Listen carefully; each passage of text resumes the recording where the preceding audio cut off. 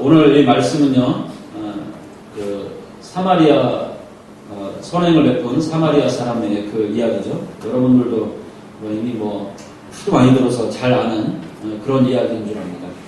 저도 이걸 수십 번 들은 것 같은데, 이게 얼마나 유명한 얘기냐면요. 제가 어렸을 때 기억에 의하면, 수련회나 이렇게 문화개방 같은 걸 하면은, 요 이야기를 주제로 해서 이 성극을 합니다. 연극을 같은 걸 하잖아요.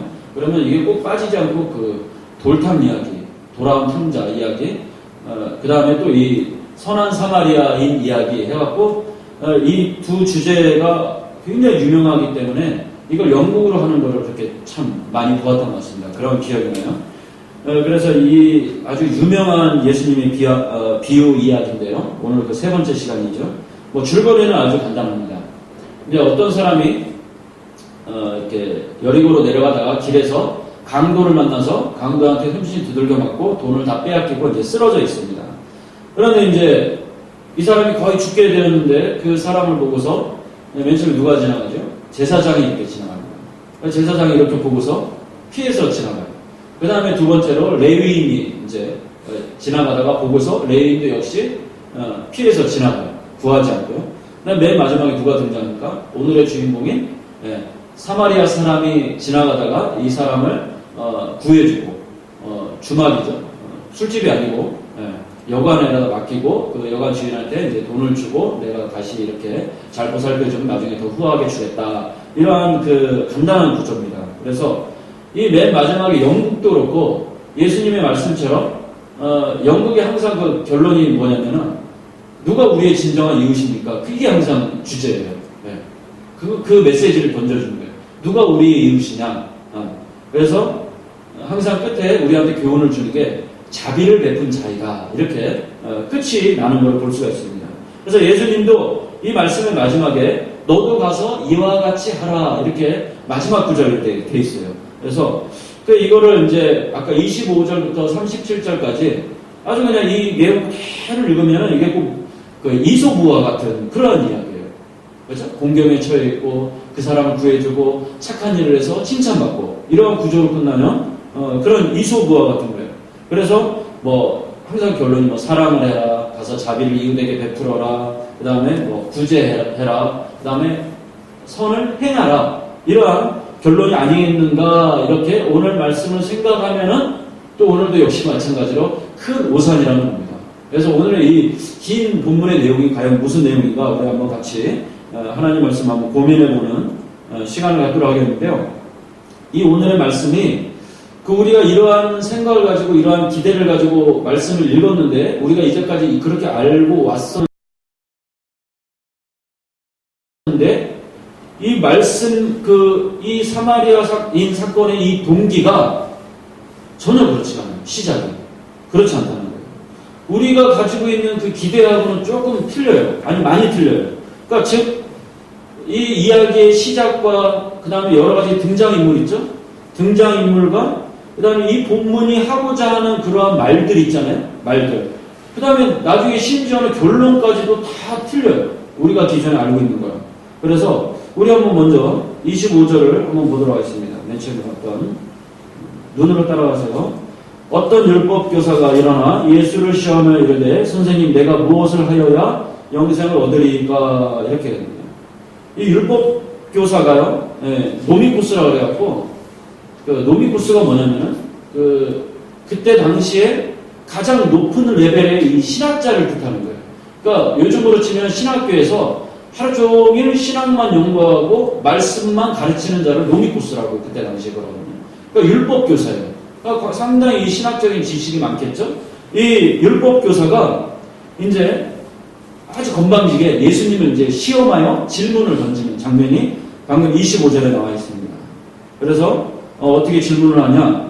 예수님께 내가 무엇을 하여야 영생을 얻으리까 하면서 무엇을 질문했죠? 우리가 영원히 살 수 있는 영생을 갖다가 지금 신학교사가 교수가 질문을 하는 거예요.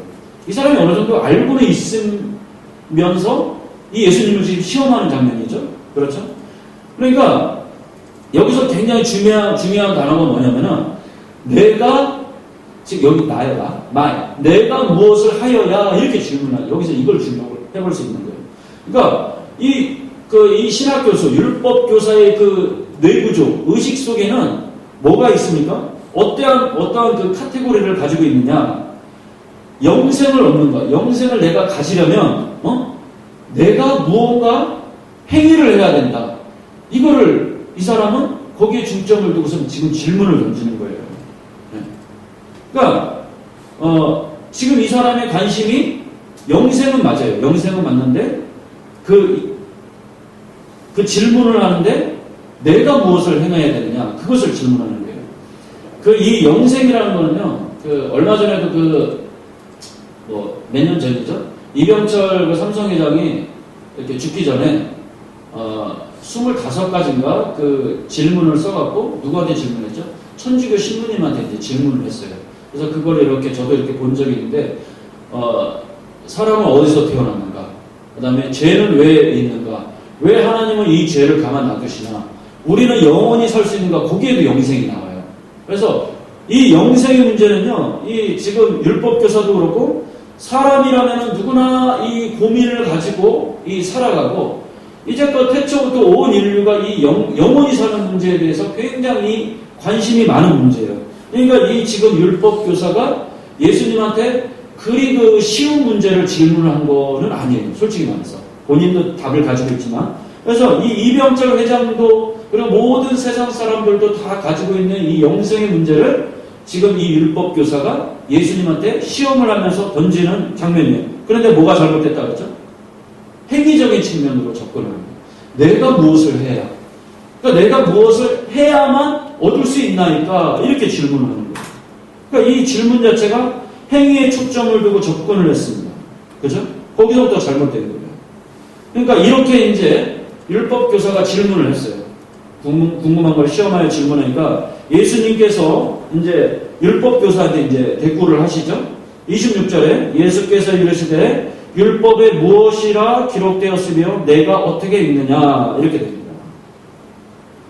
그러니까 예수님께서 율법교사한테 이렇게 말씀하시는 거예요. 그러면은 네가 방금 영생에 대해서 물어봤는데 그럼 너가 율법교사니까 너가 율법교사니까 그러면 율법에는 뭐라고 되어 있느냐? 지금 이렇게 묻는 거예요. 너가 거기에 전문가잖아. 그러니까 네가 잘 알고 있는 그 율법에는 도대체 뭐라고 되어 있냐? 예수님이 이제 되묻는 거예요. 되묻으니까 율법을 이제 언급을 하셨어요. 그러니까 율법에는 어떻게 해석하고 있니? 이렇게 묻는 거예요. 그러니까 27절에 이제 율법교사가 이제 이게 지금 주고받는 거예요. 대답하여 이르되 내 마음을 다하며 목숨을 다하며 힘을 다하여 뜻을 다하여 주 너의 하나님을 사랑하고 또 내 이웃을 내 자신같이 사랑하라 하였나이다. 이 대답은요, 이 27절 이 대답 전체는요 100점짜리 대답이에요. 율법교사가. 평소에 신학을 연구했으니까 지금 이때 당시에 신학 성경은 없잖아요. 그러니까 무슨 성경만 있습니까? 이 율법교사가 구약 성경만 달달 외우고, 이 유대인들은 성경을 외우고 있는데, 이걸 달달달달 외우고 있는데, 방금 이 27절의 대답이요. 이 대답이 뭐냐면, 구약을 압축하고 해서 간결하게 해서 딱 그 핵심을 뽑으라고 하면은, 먼저 하나님을 사랑하고, 그 다음에 두 번째가 내 이웃을 내 몸같이 사랑하라. 구약의 이 내용이 그거예요. 신약도 마찬가지입니다. 그러니까 율법교사의 지금 대답이요. 굉장히 퍼펙트한 대답이에요. 완벽한 대답이에요. 100점짜리. 구약을 아주 핵심만 골라서 대답을 했어요. 그러니까 예수님이 28절에 내 대답이 옳도다. 이렇게 또 이렇게 칭찬을 해주시죠. 그런데 예수님이 내 대답이 옳도다. 참 잘했어. 그러면서 일을 해라라. 그러면 살리라 하시니. 그러니까 우리가 이것만 들어서는 율법교사가 칭찬을 받네. 이렇게 알 수 있지만 율법교사한테 지금 이렇게 이걸 자세히 보면은요 예수님께서 율법교사를 약간 비꼬는 듯한 그러한 뉘앙스라는 것을 나중에 이제 뒤를 보면 알 수가 있습니다. 뭔가 칭찬을 하기는 하시는데 약간 슬슬 이제 비꼬아서 하시는 거예요. 네. 그 영생을 여러 번 하시잖아요. 영생, 우리가 영원히 얻는 생명. 예, 여러분들은 이제 신앙생활을 많이 했으니까 이 영생이 어떻게 해서 주어집니까? 예수님도 지금 알고 계시죠? 영생은 우리가 어떠한 행함으로 인해서 얻어질 수 있는 게 아니고 우리가 전적인 하나님의 은혜로 얻는 거 아닙니까? 우리는 아무것도 할 수 있는 존재가 아니고 아무것도 할 수가 없어요. 0.001%도 할 수 없는데 하나님께서 우리의 노력과 행위가 아닌 그냥 전적인 하나님의 은혜로 주어지는 선물이 영생이란 말이에요. 영원한 선물이란 말이에요. 그런데 예수님이 그래 너의 대답이 옳아. 그래 너 그렇게 행해봐. 지금 여기 행하라 그렇게 되어 있죠. 옳도다 행해라. 그러면 어떻게 보면은 예수님도 그 행위로 얻어지는 영생을 용납하시는 것 같아요. 인정을 해주시는 것 같은 그러한 대답을 하는 것 같아요. 그죠? 그런 거 같죠? 자, 이제 여기서부터 이제 문제가 좀 심각해집니다. 우리 로마서를 한번 보도록 하겠습니다. 여기서 이 문제를 짚고 넘어가요. 로마서 3장입니다.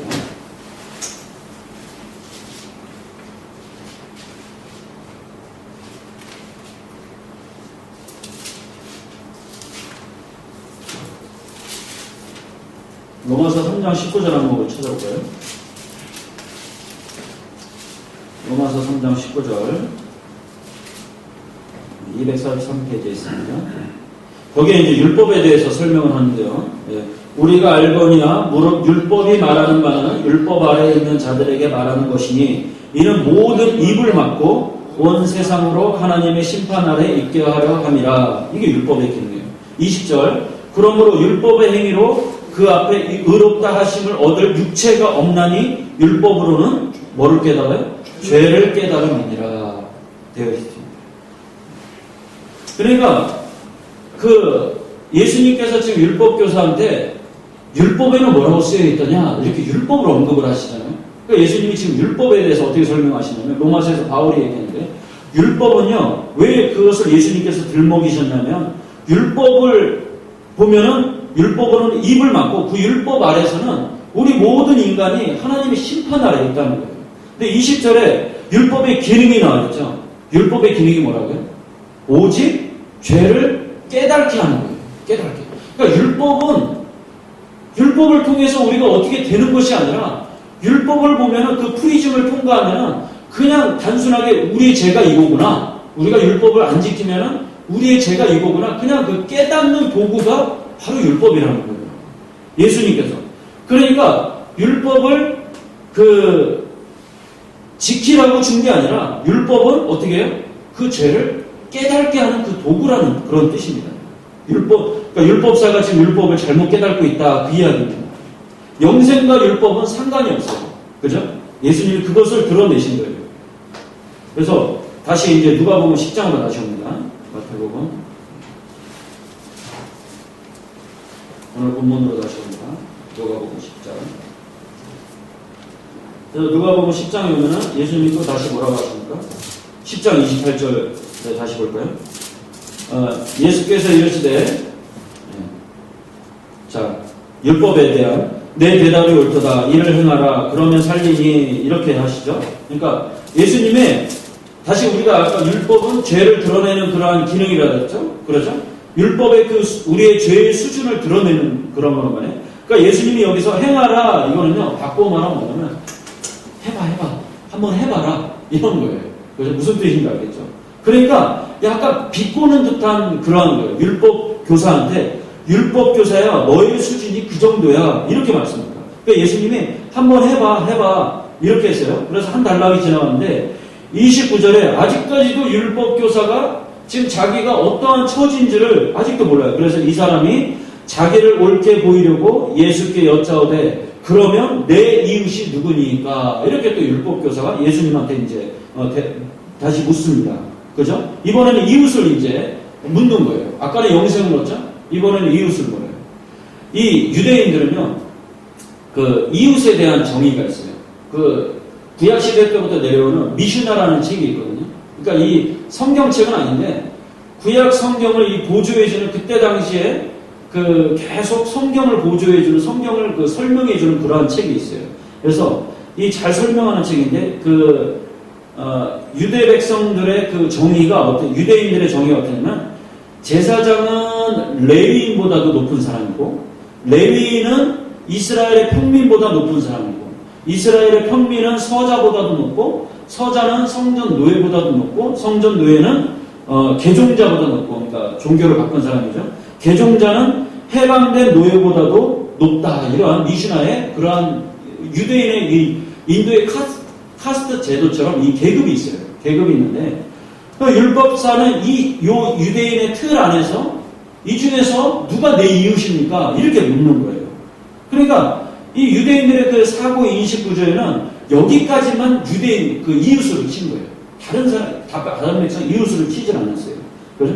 그러니까 이 누가복음 오늘 이 사마리아 사건이 이제 무슨 이야기 끝에 나왔냐면요. 그 앞에 사마리아인 이야기 이전을 봐야 되는데 그 70인 전도대를 예수님께서 보내는데 이 70인 전도대가 이제 둘씩 짝을 지어서 갔는데 전도를 하고 왔어요.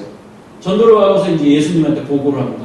갔다 와서 뭐라 그러면 와 예수님 우리가 전도를 하니까 기적이 일어났어요. 막 사람도 병이 고쳐지고요. 막 여기저기서 복음을 받아들이고요. 막 이러한 복음을 해서 이 복음의 여정을 갖다가 설명을 하는데 예수님께서 이제 그 잘했다고 하면서 칭찬을 하는 장면이 나와요. 그죠? 이 다음 이야기가 이제 사마리아인 이야기다. 예수님께서 이 보고를 듣고서 이제 사마리아인 얘기를 하는데 예수님이 왜 사마리아인 얘기를 하냐면 너네들이 그 유대인들한테 복음을 전하고 그렇게 많은 기적을 보고서 많은 것을 보고 깨달았지. 그런데 이 복음이 유대인들의 만의 복음이 아니다. 그 이야기를 하기 위해서 이 사마리아인 얘기를 하시는 거예요. 니들이 그 개, 돼지 취급하는 조롱하는 그 이방인, 특히 그 사마리아인까지도 복음이 전해져야 된다. 그 이야기를 하시면서 이 사마리아인 얘기를 꺼내시는 거예요. 무슨 얘기인지 알겠죠? 앞에 70인 전도대하고 대비해서 하시는 거예요. 그것을 알게 하기 위해서 이 비유를 하시는 거예요. 니들만 구원받았냐? 너네들만 구원받으니까 좋아? 너네들만 사람들이야? 너네들만 하나님 백성이야? 지금 그 이야기를 하시는 거예요. 그래서 이제 이러한 과정 끝에서 예수님께서 이제 이 사마리아의 비유를 이제 율법사하고 주고받으면서 하시죠. 그 비유의 이야기를 시작하시는데 이제 이 배경이 이렇습니다. 이제 30절에 보면은 이제 30절부터 보면은 예수님께서 이제 여리고 이야기를 하시죠. 이 예루살렘에서 여리고로 내려가는 길이 있어요. 그때 당시에. 그러면 이 길은요, 어떠한 길이냐면은, 낮에 사람이 안 다니는 정도. 이렇게 가다 보면 너무나도 강도가 많고, 동굴이 많고, 지형이 너무 험하고, 그렇기 때문에, 여기서 만약에 사람이 지나가면, 강도가 나타나서 모든 물건을 뺏고, 돈을 뺏고서, 심지어 사람을 죽이는 일이 너무나도 빈번한 곳이 이 예루살렘에서 여리고로 내려가는 그 길이란 말이에요. 예수님께서 그 길을 언급을 하시면서 이 강도가 많고 험한 이 사막, 위험한 길을 이제 이 길이 어떤 피의 길이라는 그런 별명이 붙어있는 이 길을 이제 어느 한 사람이 가다가 강도를 만나서 거의 죽게 되었다. 그런 예를 이제 드시는 거예요. 그래서 죽은 거죠. 그러니까 거의 죽게 되었다 하는데 여기서 본문의 그 원문에 보면은 거의 죽은 시체나 다름없다 이렇게 표현을 하고 있거든요. 그러니까 이렇게 딱 보면은요, 아 이게 시체네 이렇게 본다는 거예요. 그런데 첫 번째로 누가 지나갑니까? 제사장이 지나갔죠. 제사장이 이렇게 지나가고 이제 안구하고 피해갑니다. 두 번째는 누가 지나가죠? 레위인이 지나가죠. 그죠? 근데 여기서 약간 좀 우리는 항상 이 본문을 하면서 항상 나쁜 인간이 첫 번째는 제사장이고 두 번째는 이제 레위인은 항상 이제 여기서 대표적으로 나왔기 때문에 사람을 안 구해주고 가는 인간들이 이 나쁜 인간들이다. 지도자라는 인간들이 항상 이렇게 하는데 이 사람들이 약간 좀 억울한 게 있어요. 그 레위기서를 보면은 뭐 시간이 없으니까 찾지는 않겠는데 레위기서에 보면은 이 사람들이 약간 억울한 게 뭐냐면은 이 사람들은 제사를 집례하는 사람들이란 말이에요. 그렇기 때문에 레위기에서 보면은 제사를 집례하는 사람은 시체를 만지지 말라는 그 법이 있단 말이에요. 그래서 이 사람들은 그 사람이 불쌍한데도 불구하고 그냥 지나간 게 아니라 자기들의 그 역할이 있기 때문에 거의 죽게 되는 사람, 딱 보니까 시체예요, 그냥. 그렇기 때문에 그 사람을 구하지 않고 간 거예요. 그러니까 약간 억울한 면이 있기는 있어요. 그래서 죽어있는 시체 같기 때문에 그냥 간 거예요. 그래서 율법을 굉장히 엄하게 준수한 사람들이에요, 그냥. 네. 그냥 이 사람들이 아주 성품이 나빠서 그런 게 아니라. 그런데 여기서 율법 준수 때문에 생명을 그냥 지나치는 오류를 범했다는 거예요. 그러니까 오늘날도 교회에서 우리가 많은 교회에서 그 생명을 살리는 일이 먼저 중요한데 이러한 일을 우리가 오류를 범할 수 있다는 것을 여기서 우리가 깨달아야 된다는 거예요. 사람이 먼저고 사람의 생명 살리는 게 먼저고 영혼 구원하는 게 먼저인데 우리가 교회에서 다른 일에 치우쳐서 우리가 이런 오류를 범할 수 있다는 것입니다. 쓸데없는 곳에 목숨을 걸 수 있다는 거예요. 그런데 이제 이러한 비유를 이제 얼마 남지 않았습니다. 집중을 해서 들으세요. 이러한 비유를요, 예수님께서 이러한 비유를 지금 얘기를 해주시는데, 지금 여기 앉아있는 사람들 중에서 누가 이 이야기를 듣고 있습니까? 누가? 첫 번째는 율법사. 그렇죠? 율법사가 질문을 주고받았으니까 율법사가 듣고 있죠. 그 다음에 아까 70인의 전도대 있죠? 그 사람들이 와서 너무 신나갖고 예수님한테 보고한 사람들 있죠? 이 사람들 지금 다 유대인이에요. 그 다음에 당연히 예수님의 제자들이 지금 이 비유를 듣고 있단 말이에요. 그러니까 전부 유대인이 듣고 있는데, 이제, 유대인들은 이러한 언어 습관을 가지고 있다고요. 그러니까 삼각논법이라고, 삼각논법이 아니라, 첫 번째를 강조하고, 두 번째를 강조하고, 세 번째는 뭔가 짜잔 하고서, 세 번째를 강조해서 결론에 도달하는 그런 언어 습성을 갖고 있대요. 그러니까, 이제, 처음에는 이제 다 유대인들이 앉아서 예수님의 비유를 귀를 쫑긋하고 이렇게 듣고 있는데 첫 번째 누가 나왔습니까? 부하장, 제사장이 나왔죠. 그 다음에 두 번째가 누가 나왔죠? 레위인이 나왔죠. 그럼 세 번째는 이제 예수님이 지금 재밌는 얘기를 해주시는데 이제 죽어있는 사람을 누군가 구해야 될 거 아니에요. 그럼 세 번째가 누가 나와야 됩니까? 지금 호기심에 차 있어요. 마지막으로 제사장도 안 하고 레위인도 안 했으면 세 번째 어떠한 유대인인가가 나와서 이 죽어있는 시체 같은 사람을 구해야 되는데, 아직 죽지 않았으니까 구해야 되는데, 슈퍼맨 같은 사람이 나와야 되는데, 예수님께서 누구를 등장시킵니까?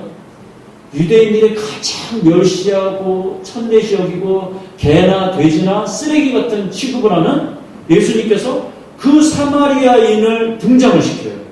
이게 반전이야. 유대인들을 다 앉혀놓고 이 유대인들이 가장 싫어하는 세 번째 이 삼각논법에서 첫째도 유대인, 두 번째도 유대인인데 마지막에 유대인이 아니고 쓰레기 같은 사마리아인을 등장을 시키는 거예요. 이게 아주 충격적인 거예요. 유대인이 확 나타나고 이 사람을 구해주고 슈퍼맨처럼 확 이야기를 반전시켜 뒤집어야 되는데 예수님이 다른 반전을 내놓는 거예요. 유대인이 아니었어요. 철천지 왼수. 그러니까 여기 앉아 듣는 사람들이 모든 기대가 절망으로 바뀌어지는 그런 순간이에요, 지금. 이 얘기가요. 이 사마리아인들은요, 포로가 되었고, 혼혈이 돼서, 지금으로 치면 우리가 튀기라고 놀리는 혼혈인들이에요. 그죠? 사마리아인들이.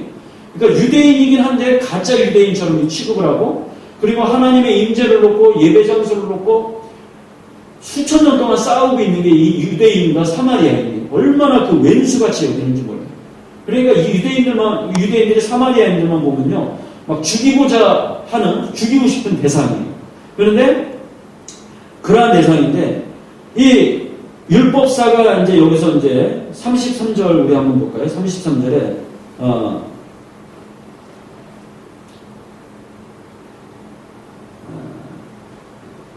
이제 율법사가 이제 이 이야기를 예수님께서 다 끝냈습니다. 끝냈는데 율법사가 여기서 이제 가장 큰 오류를 범하는 마지막 질문을 합니다. 율법사가. 네.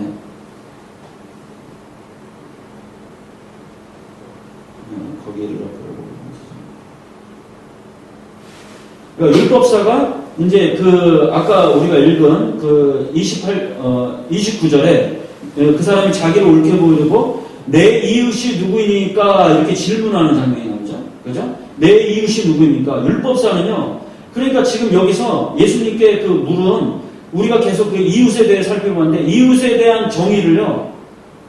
나의 관점에 있었어요. 내 이웃이 누구입니까? 이렇게 질문을 시작을 했어요. 29절에 그랬죠.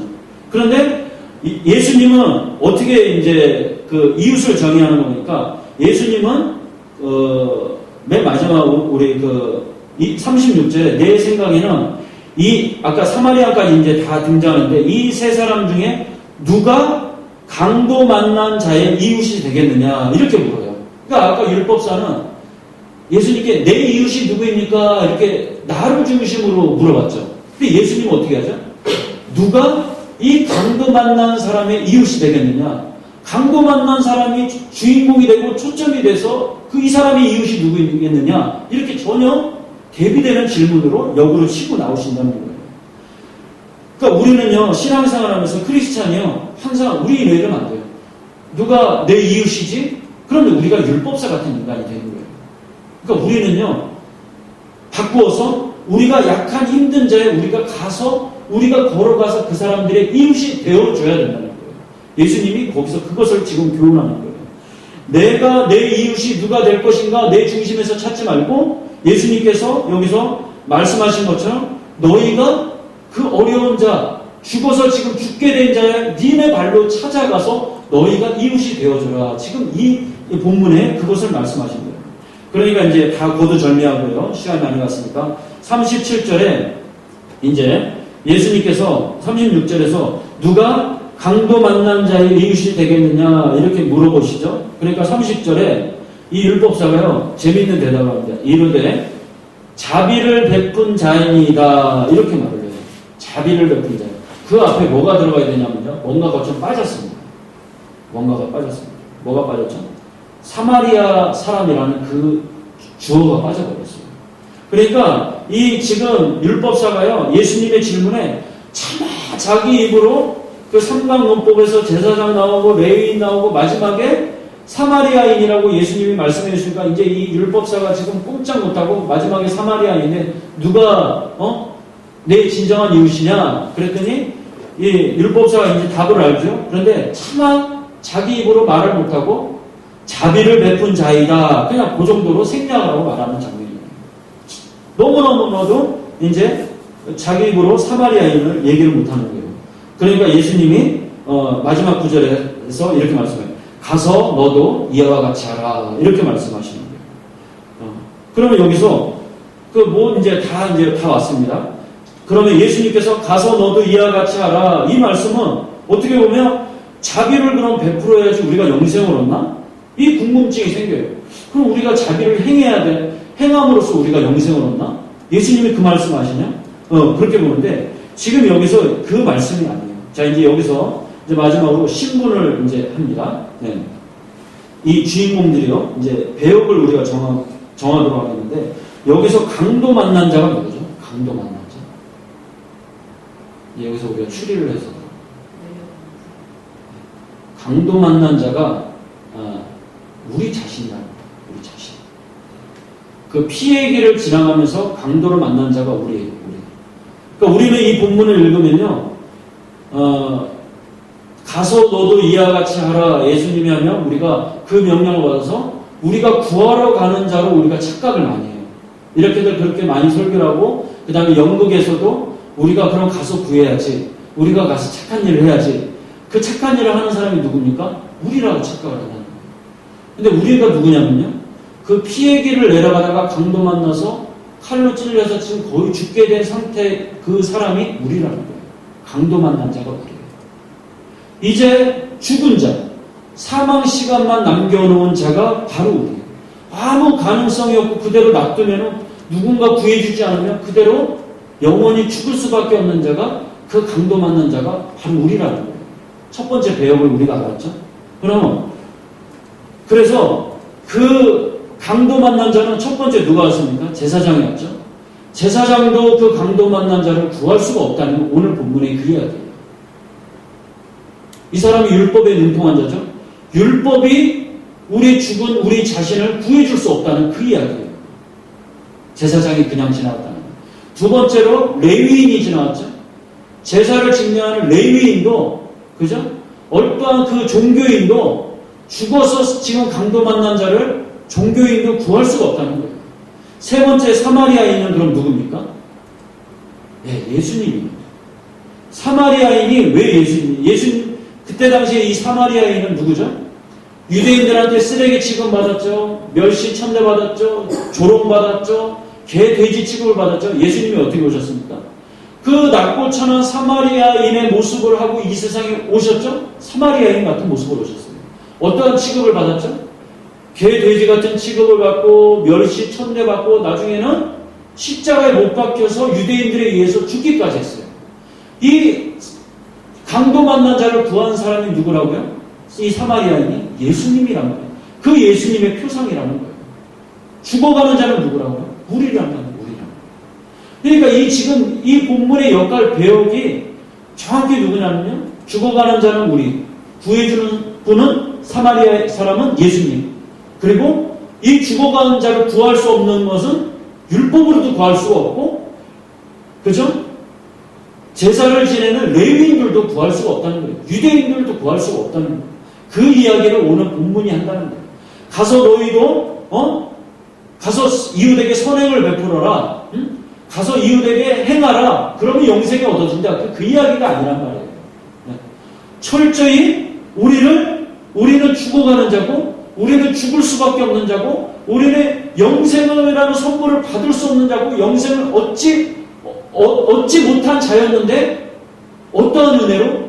사마리아인 같이 온 그분, 주님의 은혜로 우리가 어떻게 해요? 영생을 선물로 받고, 주막으로 옮겨져서 우리가 생명을 다시 얻게 되는 그러한 본문의 이야기라는 거예요. 그러니까 이 본문의 내용은요, 구원받은 우리라는 얘기를 구원론에 대해서 얘기한 본문이라는 얘기예요. 무슨 내용인지 아시겠죠? 그러니까 율법사가 계속 아까부터 전라도 말인가요? 뻘소리를 한다 그러죠. 계속 뻘소리를 하는데 결국에는 어디로 갑니까? 예수님께서 전적인 은혜로 내가 이렇게 와서 죽을 수밖에 없는 너희를 구원해준 존재가 너희야. 그리고 너희 유대인들만 복음을 듣는 게 아니라 내가 그 사마리아인이 구해주고 전 인류에 그 복음을 전파해야 돼. 그 이야기라는 거예요. 구원론에 대한 이야기라는 거예요. 낮고 낮은 모습으로 오신 그분의 모습을 우리가 기억해야 된다는 거죠. 그래서 오늘 이 본문의 이야기는요, 우리가 주님의 은혜로 다시 생명을 얻고 다시 살아났죠? 그 감격이 이 말씀 가운데 우리가 살아나야 되고, 그 구원의 기쁨을 가지고 예수님께서 우리에게 어떠한 말씀을 하시냐면요, 너도 가서, 너가 전적인 은혜를 받았으니까 너도 가서 그와 같이 하라. 너가 그 감격과 은혜를 받았지? 그 기쁜 소식을 너 이웃에게 전하라. 그 이야기예요. 너가 구원받은 그 감격을 너희 이웃에게 전하라. 그 이야기예요. 그러니까 너도 가서 이와 같이 하라. 그럼 지금 여기 율법사는요, 그럼 가서 내가 그렇게 행해야겠네? 아직도 이 사람이, 그러니까 이 말씀은요, 말귀를 알아들어야 되는데, 이 신약성경에 말귀를 못 알아듣는 사람들이 굉장히 많이 나오거든요. 이 율법사하고 이 유대인들이 참 그때 당시에 끝내 말귀를 못 알아들었기 때문에 예수님을 십자가에 못 박혀 죽게 만든 거예요. 끝내는 아마 못 알아듣는 것 같아요. 그런데 예수님께서 이 비유의 끝에는 어떻게 할까? 너도 가서 이와 같이 하라. 그거는 너희가 받은 구원의 감격과 그 기쁨을 가서 이웃에게 전하라. 그 이야기라는 거예요. 이제 아시겠죠? 오늘 굉장히, 그러니까 너도 가서 그와 같이 하라는 지금 70인 전도대가 듣고 있죠? 예수님의 제자들도 듣고 있죠? 나중에 예수님의 제자들을 깨닫고서 각 소아시아로 퍼져서 복음을 전파하잖아요. 나중에 깨달았어요. 나중에. 그래서 율법으로는 우리를 구할 수 없는데, 사망 시간만 남겨놓았는데 우리를 구원해 주신 그 이야기랍니다. 너도 가서 그와 같이 하라. 그 은혜를 이웃과 같이 나누어라. 그래서 죽어버린 우리 인생에 구원을 주신 우리 주님께 이 본문을요, 나중에 여러분들이 또 읽게 된다면 그 구원의 감격, 그 구원의 기쁨을 다시 한번 이렇게 되새기시면서 주님께 감사하는 마음을 일생 동안, 평생 동안 품고 기도하시는 저와 여러분이 되시기를 바랍니다. 오늘 굉장히 그 내용이 복잡하고 좀 긴 내용이었는데 제가 좀 이렇게 잘 설명을 했는지 모르겠어요. 그러니까 아무튼 우리가 기존에 알고 있던 영국으로 봤던 이렇게 죽어가는 사람은 우리가 가서 구하는 그런 내용이 아니라는 거예요. 죽어가는 자는 우리였어요. 그것을 구해주신 분은 그 사마리아인은 예수님이 우리를 구해주신 그 이야기, 전혀 다른 이야기죠. 그것을 여러분들이 이렇게 꼭 잊지 마시고 항상 깨닫고 이게 구원론에 관한 얘기구나. 그것을 항상 여러분이 가슴에 새기시길 바랍니다. 오늘 비유의 세 번째 이야기였는데 오늘 또 이렇게 하나님께서 은혜를 주셔서 감사하게 생각합니다. 기도하고 또 우리 기도의 시간을